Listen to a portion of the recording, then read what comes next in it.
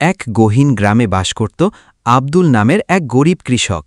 তার না ছিল জমি, না গরু ছাগল, শুধু একটা ভাঙাচোরা টিনের ঘর।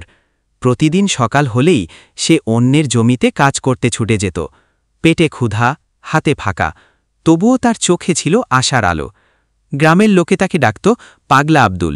সে প্রায়ই বলত, একদিন আমার উঠোনেই জন্মাবে এমন একটা গাছ যেটা সবাইকে বাঁচাবে। লোকে হাসত, এই মাটিতে ঘাসও হয় না, তুই গাছ ফলাবি। এক সন্ধ্যায় মাঠ থেকে ফিরছিল আব্দুল।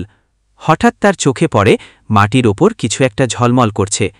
কাছে গিয়ে দেখে একটুকু সোনালি বীজ। সে তাকিয়ে থাকে বিস্ময়ে, যেন আকাশ থেকে নেমে এসেছে ভাগ্য। সেই বীজটা নিজের উঠোনে পুঁতে দেয়। সকালে উঠে পানি দেয়, রাতে এসে কথা বলে। লোকেরা দেখে, আবার হাসে। এই বুড়ো তো গাছের সাথে প্রেম করছে। দিন যায়, মাস যায়, কিছুই গজায় না। কিন্তু আব্দুল বিশ্বাস হারায় না। এক রাতে ঝড় ওঠে, বজ্রপাত পড়ে। সে ছোট্ট বীজটাকে বাঁচাতে ছেঁড়া কাঁথা দিয়ে ঢেকে রাখে। সকাল হলে কল্পনার মতো এক দৃশ্য। ওই জায়গা থেকে গুজিয়ে উঠেছে একটি ছোট সোনালি চারাগাছ। পাতা যেন সূর্যের আলোয় ঝলমল করে। গ্রামের মানুষ ছুটে আসে, দেখে বিস্মিত হয়ে যায়। এটা কি সোনা? এটা কি জাদু? কেউ কেউ ছুঁয়ে দেখে, কেউ ছবি তোলে। খবর ছড়িয়ে পড়ে রাজপ্রাসাদে। রাজা নিজে সৈন্য ও মন্ত্রী নিয়ে সেই গায়ে আসে। সে দেখে একটা গাছ, যার পাতাগুলো সোনারঙা, ফলে আছে হীরার মতো ঝিকমিকালো। রাজা আদেশ দেয়, এই গাছ রাজ্যের সম্পদ, একে কাটো, রাজধানীতে নিয়ে চাষ করো। সৈন্য তলোয়ার নিয়ে এগিয়ে যায়। ঠিক তখনই গাছ থেকে আলো ছড়িয়ে পড়ে।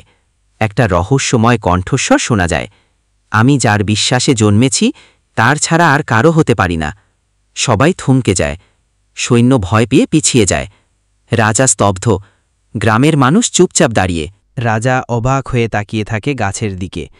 সে ধীরে ধীরে মাথা নিচু করে আব্দুলের দিকে এগিয়ে যায়। বলল, আমরা ভুল করেছি, ক্ষমা করো। গ্রামবাসীরাও আব্দুলকে দেখে লজ্জায় মাথা নিচু করে। গাছটি এরপর আর কাটা হয়নি। এর ফল দিয়ে তৈরি হলো গ্রামের প্রথম স্কুল। ছেলেমেয়েরা সেখানে পড়তে শুরু করল আনন্দে। গাছের আশীর্বাদে মাঠে তৈরি হলো সেচ ব্যবস্থা। আগে যেখানে ধুলা উঠত, এখন সেখানে ধান, শাকসবজি। আব্দুল অন্য কৃষকদের সাহায্য করতে শুরু করল। যারা একসময় তাকে পাগল বলত, তারাই এখন তাকে শিক্ষক বলে ডাকে। গ্রামের মানুষ মিলেমিশে কাজ করে, গাছের ছায়ায় বসে গল্প বলে। সবার মুখে হাসি, চোখে আলোর রেখা। একদিন আব্দুল গাছের নিচে বসে আছে, পাশে শিশুরা খেলছে। সে হালকা হাসছে, চোখে তার তৃপ্তি, কারণ সে জানে বিশ্বাস কখনো বৃথা যায় না। শেষ বিকেলে আকাশ লালছে, পাখিরা ফিরছে বাসায়।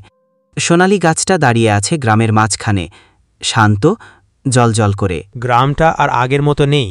এখন সেখানে আলো, শিক্ষা, ভালোবাসা আর একতা।